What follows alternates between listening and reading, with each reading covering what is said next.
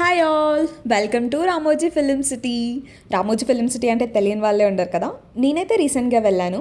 ఇది మనకి అక్కడ ఇస్తారు బ్రౌచర్ కూడా, అండ్ ఆన్లైన్లో కూడా అవైలబుల్గా ఉంది. పర్ పర్సన్ ఎంత, రెస్టారెంట్స్ ఏమున్నాయి, route map of Ramoji film city అన్నీ అందులో ఉంటాయి.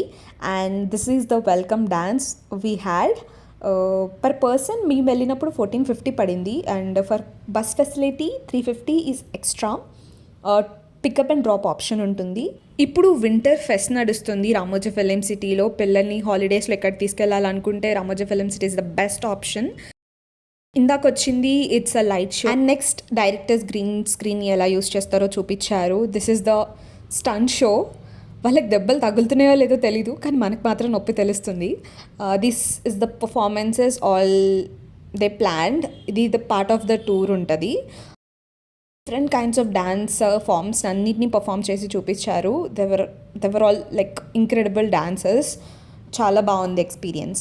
మీలో ఎంతమందికి ఈ ప్లేస్ ఐడియా ఉంది? నాకైతే గబ్బర్ సింగ్ మూవీ అని ఫస్ట్ థాట్ వచ్చింది ఆ ప్లేస్ చూడగానే.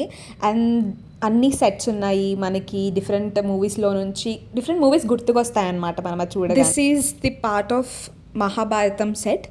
80s 90sలో ఎలా సెట్ వేసారో ఇంకా అలానే ఉంది ఇది. Here comes our very own Baahubali set.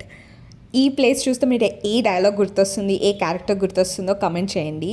And అది చూసిన తర్వాత అయితే ఇక్కడ బాహుబలి తీసింది, the huge scale of Baahubali అంతా గుర్తొచ్చింది.